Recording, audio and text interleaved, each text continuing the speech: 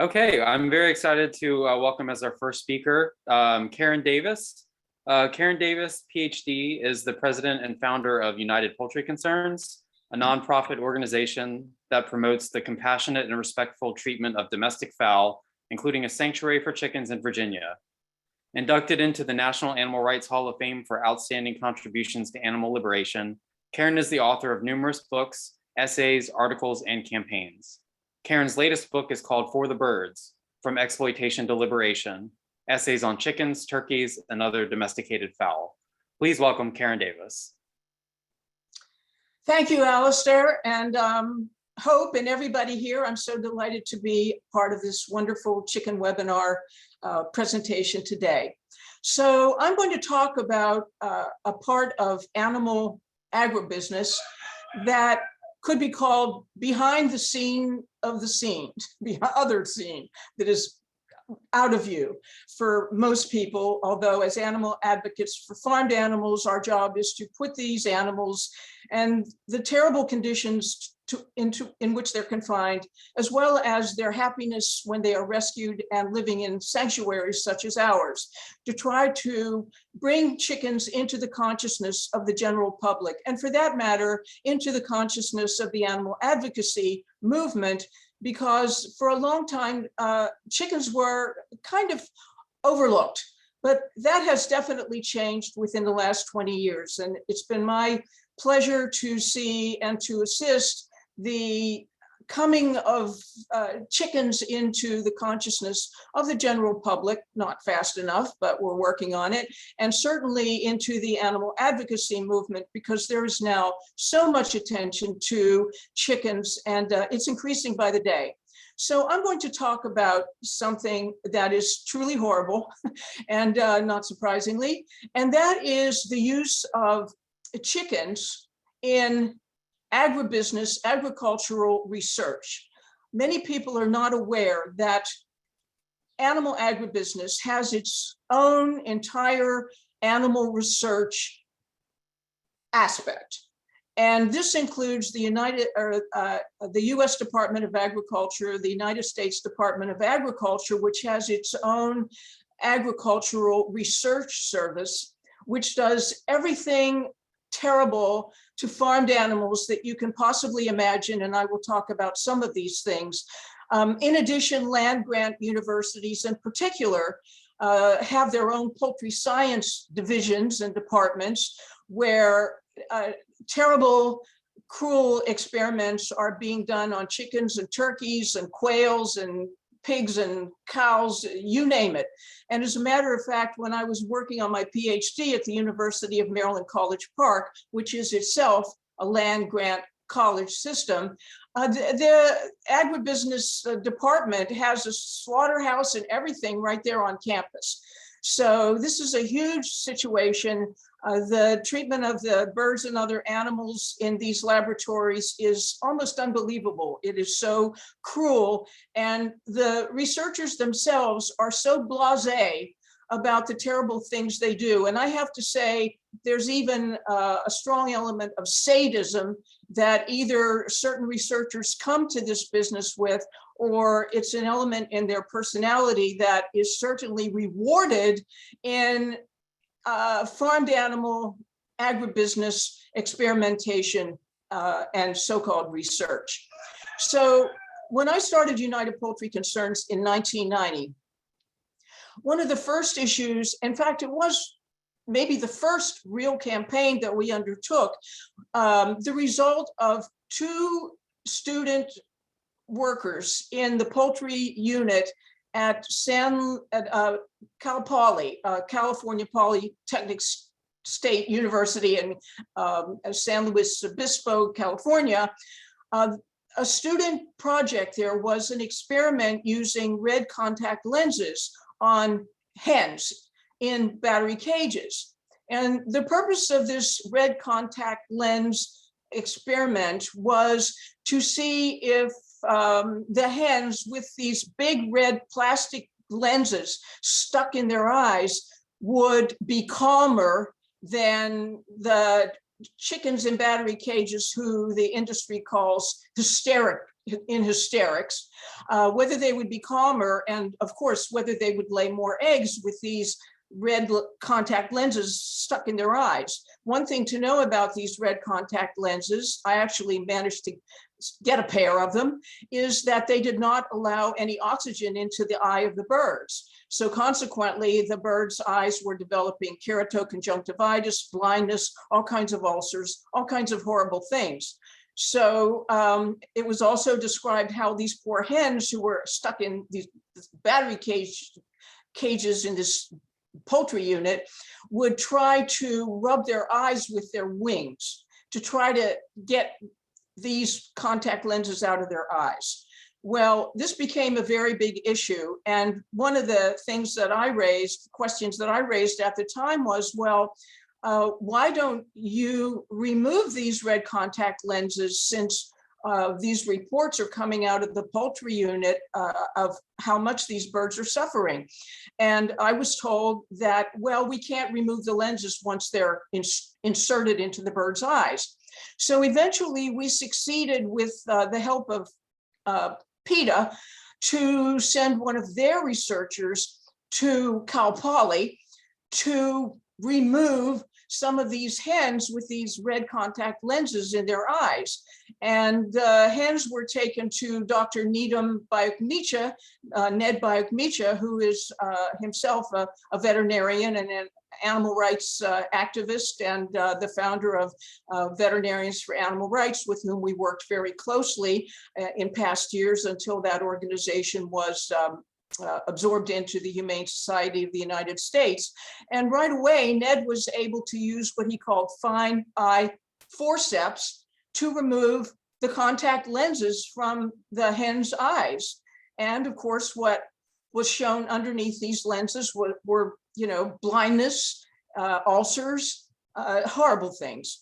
So in the meantime, the head researcher who was overseeing the student senior project, Robert Stiller, he completely showed no regret or remorse or anything like that. And the head of the graduate studies department, with whom I spoke on the phone about the hens who were still alive and were still in this poultry unit with these red contacts in their eyes, I said, well, why won't you at least let them go to a sanctuary, since there are, maybe 30 of them left, and we have a sanctuary lined up for them? And he refused. He said, well, there are other experiments that go on here at the school, and we can't help everybody. And I said, well, are you saying because you can't help everybody, you won't help anybody? Like, that's like saying, well, if I can't help the whole human race, I'm not going to help anybody in particular. So, that's the kind of thing. So anyway, that was the first big issue that I became involved with. And I also want to bring out the fact that many studies have been done using red contact lenses to try to determine whether red contact lenses will increase egg production and cause the hens to become what the industry and these industry researchers called calmer. Well, the birds can't see, so they're not really calm, they're just incapacitated. And God knows how terrified they are under these conditions and how helpless they are because they can't get these lenses out of their eyes. So, and then I talked to a researcher at one of the universities here, I think it was at Purdue, and I asked him, again, I used to talk to a lot of these guys right on the phone, and they would be quite cavalier about the things they do to these birds. But this particular researcher, I asked him, well, do you ever look, because he was doing one of these studies, and I said, well, do you ever look under the contact lenses to see what's going on with the eyes of these birds? He said, hey, we're not being paid for that. We're being paid to see whether they lay more eggs. So it was a matter of complete indifference to him what the contact lenses were doing to the actual eyes of these poor, suffering, abused birds. So another issue that is rampant within the the farmed animal poultry research experimentation industry, because it really is an industry, are what they call heat stress studies. Now, most of you have probably heard of the horrible heat stress studies that have been revealed by Animal Outlook in the past month. Studies that were done at North Carolina State University on hens from the egg industry, in which they said they were studying the effects on the hens of ventilation shutdown, which has become the main method of destroying, so-called depopulating, hundreds and thousands, and now like up to 37 million chickens, killing them using ventilation shutdown. So in 2016, it was discovered through Freedom of Information Act requests by the attorney for Animal Outlook that this particular experiment had been conducted there and everything had been recorded. And again, speaking of just about the mentality of these researchers, the researchers are there drinking ice water and fanning themselves while they are watching these hens being tortured to death by themselves, doing this to them. And what I have to read this because I never remember numbers very well, but it took, like, first of all, they shut all the ventilation down, so the birds really cannot breathe. There's no air. So it took, they said, 91 minutes for most of the hens to die, each hen in her own separate cubicle, dying, and they're also trying to cry, but the videos that were taken of them by the researchers didn't include audio. So 91 minutes with no ventilation to die, most of them, not all of them. When he was added, it took them, 53 minutes to die, most of them. And then when they added heat and some carbon dioxide, again, all of this to the lack of oxygen, it took them 11 and a half minutes to slowly die.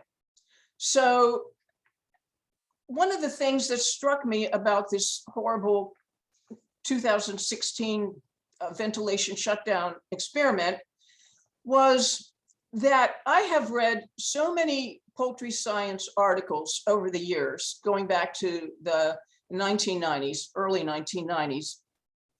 And one of their favorite types of experiments is heat stress experiments. They do them all the time. So with chickens used for the meat industry, the so-called broiler chickens, the hens in the egg industry, and heat stress studies are very popular among poultry researchers. So for example, here was an example of one that took place back in the 1990s, 1994. A researcher at the University of Minnesota named Craig Kuhn. He did a heat stress experiment on hens in which he shaved all their feathers off with sheep shears. And in the article that he and his associates published in one of the poultry science journals, they made a little joke in all of their, amongst all their statistics and whatnot, about how fuzzy the hens looked. And they thought that was amusing. So I called Craig Kuhn and I spoke with him on the phone and I said, well,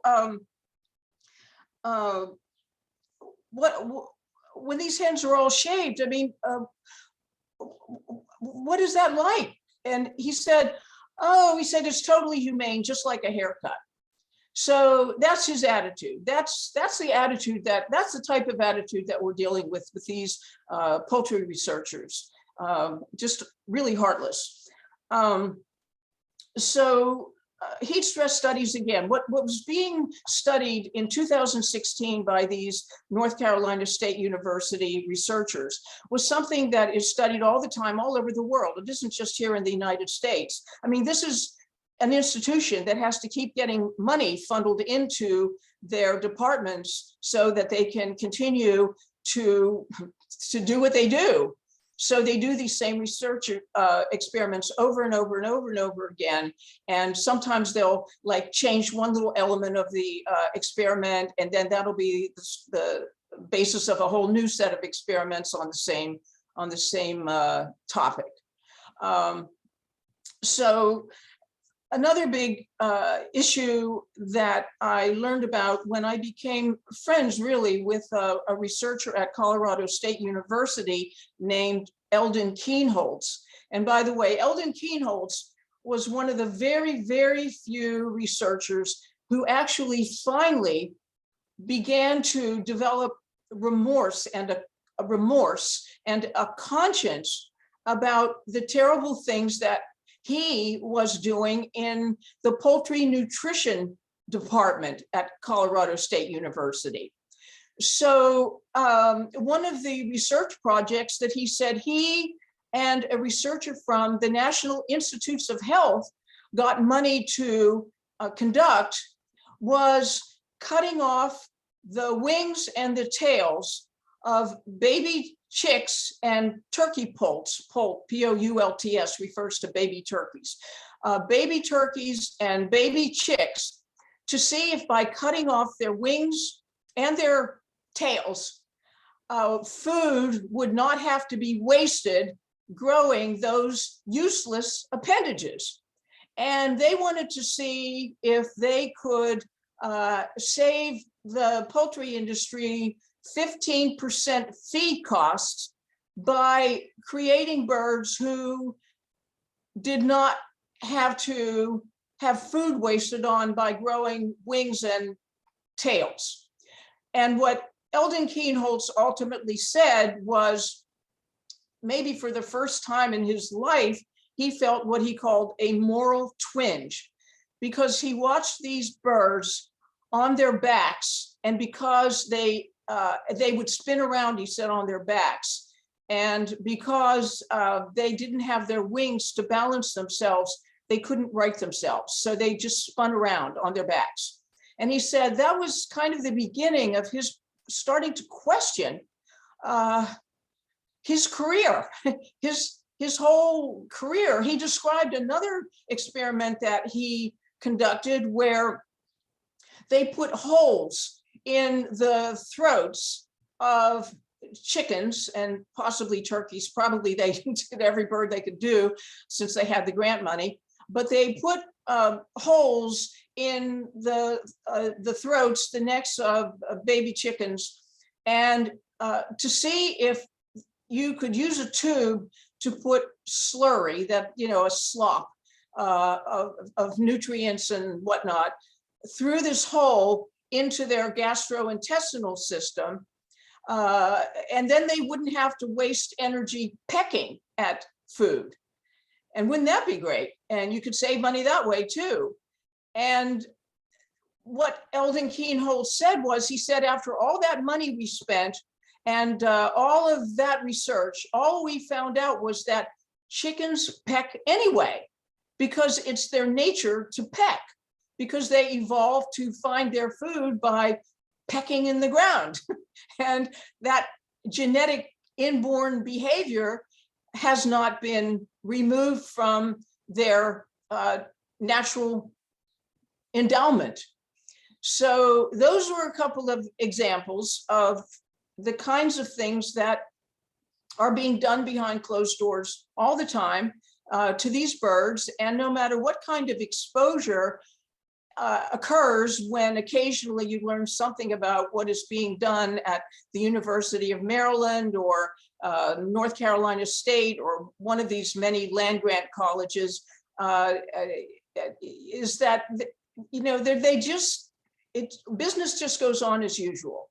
So that's what that's what the animals, that's what the birds are faced with under these terrible conditions to which they're subjected. And it all goes back to the fact that in the case of the poultry industry and animal agribusiness and all of that, it goes back to the fact that people buy these products, and as long as they buy these products, these industries will continue to be funded, and taxpayers will continue to have cheap chicken, as meanwhile a lot of their taxes go to pay for these worthless and cruel experiments on chickens, turkeys, quails, every type of bird, peacocks, what else are there? Oh, emus and ostriches. Now they do all these horrible experiments on them too, of course. And slaughter experiments. Slaughter experiments have been going on at least since the 1930s. Every kind of thing you can do to these birds to try to see, for example, how applying different amounts of electricity to the birds before they actually have their necks partially cut will affect the meat quality of the birds or something like that. So this goes on all the time. And the US Department of Agriculture is one of the biggest experimenters where a slaughter of poultry is concerned, and they're always trying to look for things that don't have anything to do with really with humane slaughter, if not that there could be such a thing, because there can't be, but it always has to do with things like meat quality and texture and stuff like that. So I'm going to mention a few other types of experiments that go on all the time, Here, Delaware, for example, Delaware State, and I think University of Delaware, that's considered the birthplace of the broiler industry, Delaware. They're proud of that. That's the birthplace of the broiler chicken industry. And we are here on the Delmarva Peninsula on the eastern shore of Virginia. And the Delmarva Peninsula, comprising Delaware, Maryland, and Virginia, is the original beginning of the broiler chicken industry, because the weather is amenable, the politics of the South are totally amenable to this type of an enterprise. And down here on the Eastern Shore, at any given time, there are over 500 million chickens sitting in 600-foot-long buildings. They now house about 50,000 chickens in each building. And you will see complexes that have like 20 metal buildings all in the same like city block as you drive up and down the main road here and go off on the side roads. There are 3 huge chicken slaughter complexes down here, which they call processing plants, Tyson Foods, Purdue, and a big company called Mount Air. So anyway, I want to show you, and then there are agricultural research stations down here all over the place where all of these terrible types of experimentation are taking place. But here, for example, I don't know if you can see this, but here's a journal I used to subscribe to. Now I read everything online, but I used to subscribe to these journals and Feedstuffs magazine and all that stuff, but Poultry Science. And then there's another one called Applied Poultry Research, which has pictures of like art pictures, artistic pictures of chickens on the cover. And then you go inside and it's like nothing but the nosification of life. And these poultry science journals, I mean, every horrible thing that you can imagine doing to a bird is being done here. And it goes back many, many decades into even the 19th century. And if you go to the agricultural research building in Beltsville, Maryland, outside Washington, D.C., where I used to go up to the stacks and just sit on the floor and read so much stuff in the late 1980s and through much of the 1990s. And there are just huge volumes of poultry on poultry husbandry, poultry this, poultry that. It's just amazing. It's amazing how much research has been done, so-called, I hate to even use the word research, terrible things have been done in the name of research on behalf of creating better meat and more eggs from chickens and turkeys. So anyway, I will mention a few other things here that are done routinely. One, for example, is debeaking experiments. As most of you probably know who are watching this webinar, debeaking of hens is a routine procedure because hens who are very, very crowded together, who do not have an opportunity to forage for their food, but who have the inborn behavior to do that, will often be inclined to peck at each other's feathers. And I'll just say this quickly. One reason they peck at each other's feathers is because these poor souls are trying to take a dust bath. Chickens keep themselves clean by preening their feathers and by taking dust baths, making dust bowls with their claws and beaks in the earth. And if you ever rescue chickens and you take them out of their carriers and you set them gently on the ground, what is the first thing they want to do and start to do? They start gradually and then with increasing enthusiasm, taking a dust bath, because chickens want to be clean. They want to be clean.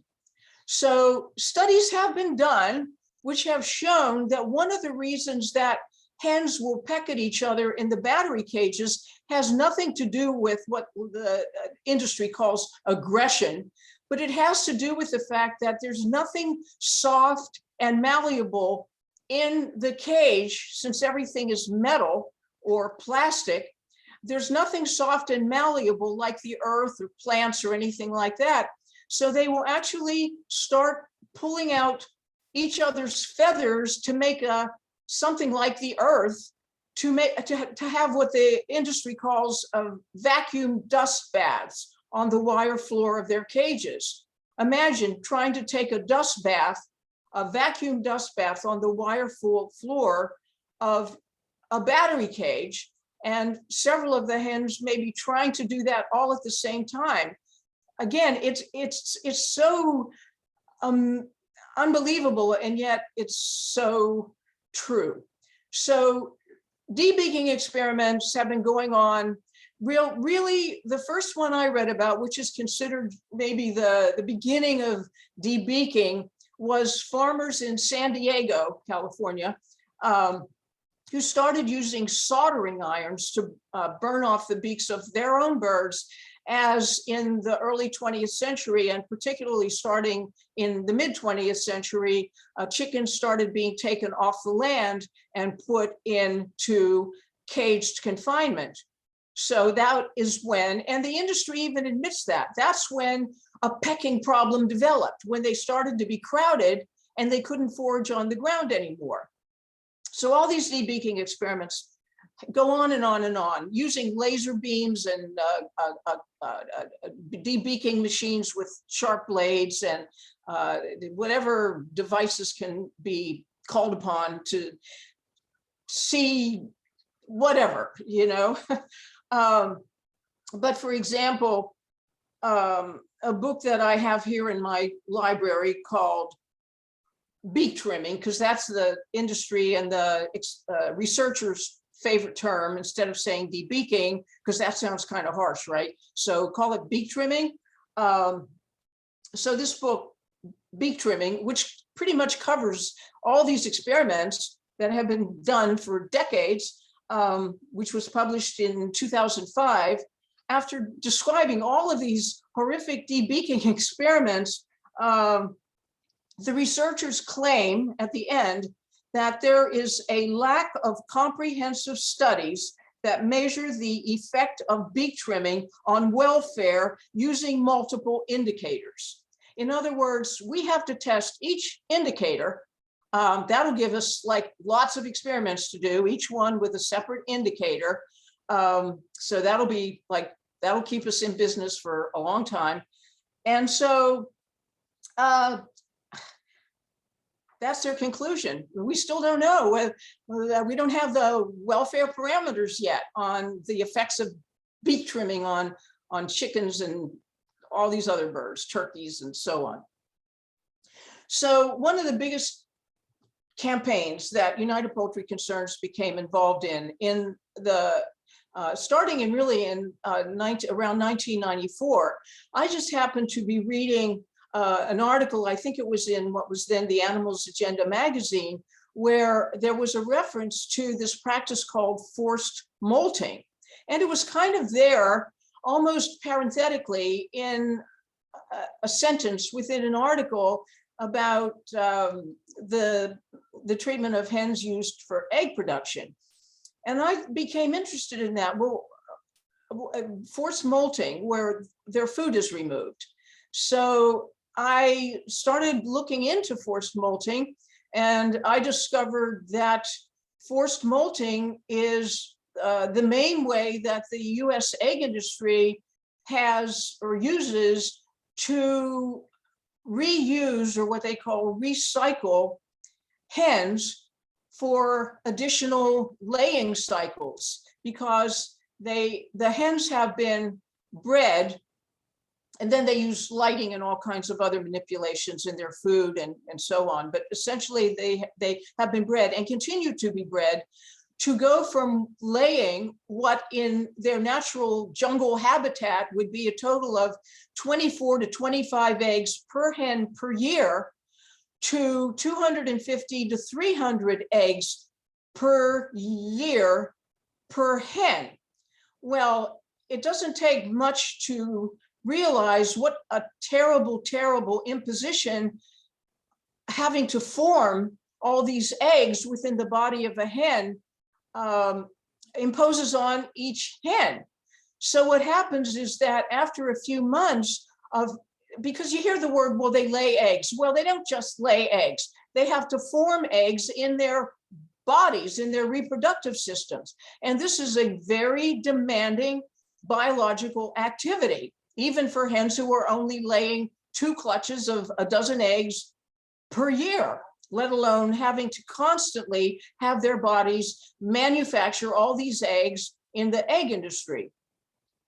So what the egg industry does, and of course they did many experiments to kind of finesse this practice, was after about 7 months, the hens' bodies cannot continue to lay viable eggs. That is, the egg shells start to break up in their oviducts, egg yolk and stuff, the white and everything, starts to break up in, slime all over the place, and broken eggshells and everything else. So what they do is to take away all the food from the birds for anywhere from 4 to 14 days with no food. And I'm reading all these experiments being described in the Journal of Applied Poultry Research, being done by a researcher named Peter Holt, who is with the US Department of Agriculture's Animal Research Service. And he's doing all these forced molting experiments, one after another. And I have to say, I spoke with him once on the phone. And, I was asking him out, like, how do you feel about doing this to these hens? He said, well, I don't even like hens. I don't really even know hens. That's what he said to me. It was just like nothing. Okay, all he knows, they're in the cage, and all he's paying attention to is what he was paid to pay attention to. And that doesn't even really include the hens. They're kind of like not really what he's paying attention to. But what he was paying attention to was the extent to which being starved for X number of days, up to 2 weeks, the extent to which that encourages the hens to be susceptible to the bacterial infection, what's called Salmonella enteritis, which is one of the many strains of Salmonella that is transmittable from the hens to human consumers and handlers of eggs and egg products. So their concern, the USDA's concern and United Egg Producers' concern, had to do with how starving the birds, what they call feed withdrawal, was causing the incidence of massive Salmonella enteritis, which is what do you call it? An enteric disease. It's an intestinal disease. And what they also found was that the stress on these hens through breeding and how they're forced to live and all the manipulations that they have undergone that these pathological stresses, chronic stresses that the birds are forced to endure, has caused the Salmonella enteritidis bacteria to migrate into the hen's oviducts. So this is an intestinal bacterium that is now in the oviducts of the hens and is not simply on the shells of the eggs when they finally are laid, but actually become incorporated into the making of the egg in the oviduct of the hen. So that was like another aspect of the things that we are doing to these hens to make them, put them into a pathological state, which in the interest of the egg industry and the US Department of Agriculture was causing massive Salmonella enteritidis infection in people who eat eggs and egg products and those who handle those eggs. So this became a major campaign. And one of the entities, one of the agencies that we went after most aggressively, in addition to United Egg Producers, was the American Veterinary Medical Association, because the American Veterinary Medical Association, which does all kinds of horrible experiments on birds and animals, or they're, people who aren't the higher echelons of the AVMA conduct.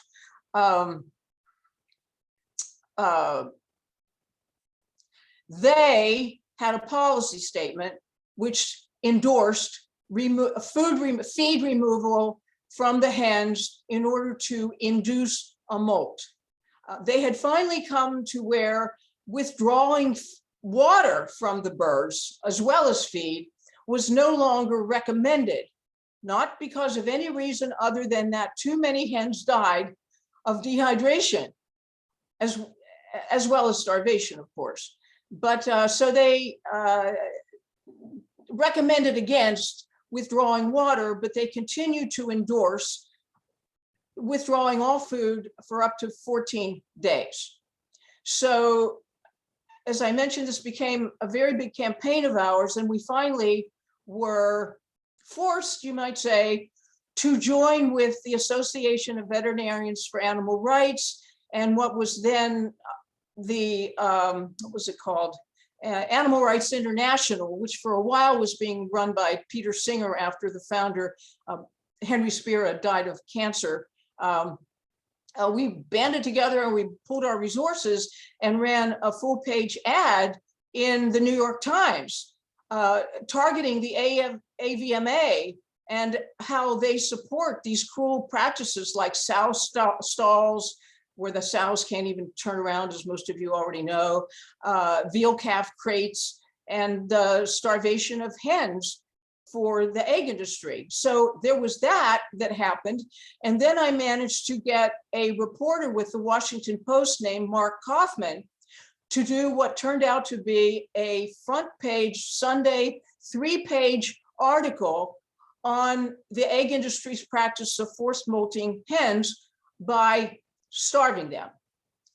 And this article, plus the full-page ad in the New York Times, was what finally got the AVMA to revise their statement of endorsement of forced molting by starvation to not recommended anymore, that the birds should have some kind of a molt diet, which is really like corn husks and rice hulls or something like that, that at least I guess would occupy their time for a while. See, the reason they starved them, and I remember talking to Mark Kaufman on the phone, and he said, well, how can you starve animals and get more eggs out of them? How does that work? How do you get them to be more productive when they're not getting any food? And I won't spend time explaining that all, but I have all that information. But the thing is, you take all their food away, and then what the industry said is then, and these researchers, and give their oviducts a chance to first shrink and then rejuvenate so that they can then be used for either one or more laying cycles, because it's cheaper to just keep reusing the hens than it is to keep having to raise new flocks of what baby young hens are called pullets, Pullets, to have to keep raising new pullets. It's cheaper to recycle the existing adult hens for egg production than to have to keep raising new flocks, because feeding farmed animals in general and chickens in particular is like 70 to 75% of the cost of raising an animal to slaughter weight or to the weight of being able to produce milk or eggs. So, yes. 5 minutes. Really? Yeah. Oh my God, the time goes so fast. So, okay, so anyway, a couple more experiments here. You ready? I'm not really laughing. This is so unfunny, but what can you say? It's really, it's true. So featherless chicken experiments. A researcher in Israel does featherless chicken experiments, and our USDA and with our taxes creates chickens who have no feathers. And the argument has been, well, again, if they don't have to grow feathers, then it'll be cheaper to raise them. But what has been found is that chickens without feathers have no protection for their skin. And particularly in the chicken houses, like the broiler chicken houses, these places are totally filthy.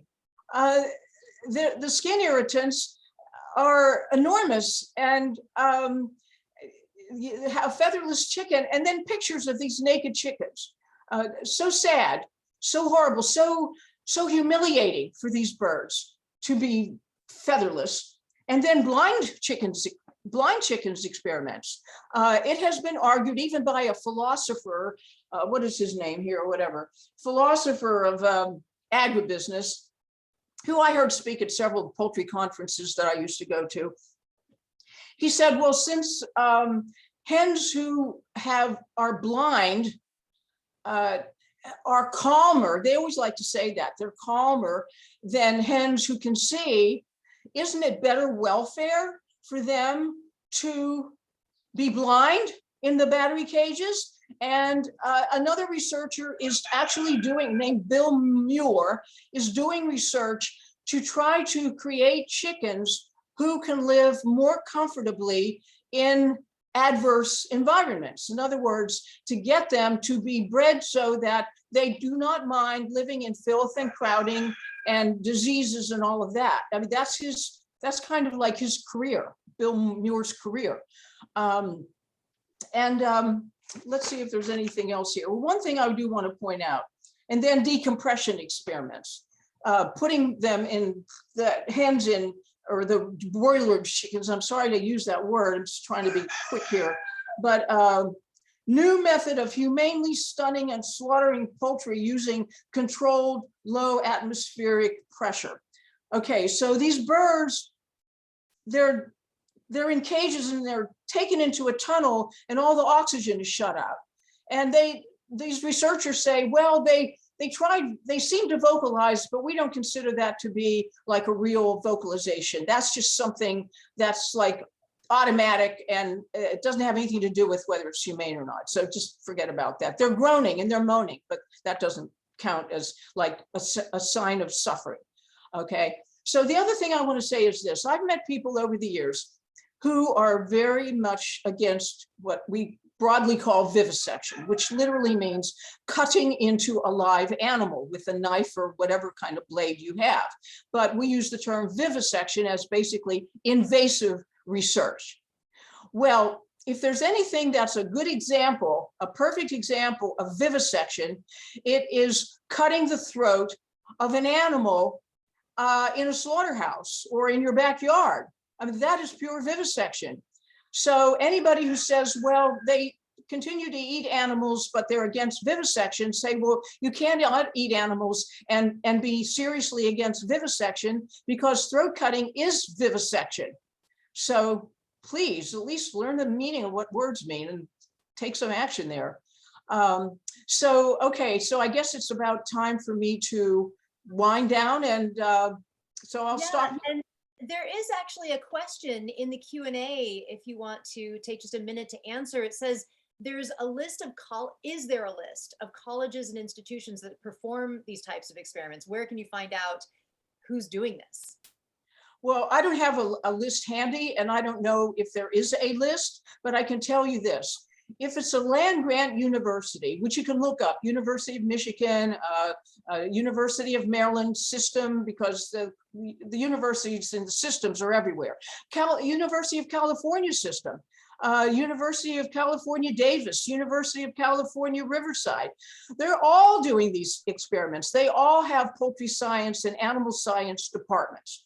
So start with those universities, you know, if you can focus on one that'll take the rest of your life, it'll never be done. That'll certainly be your project until you drop dead from suffering and just despair.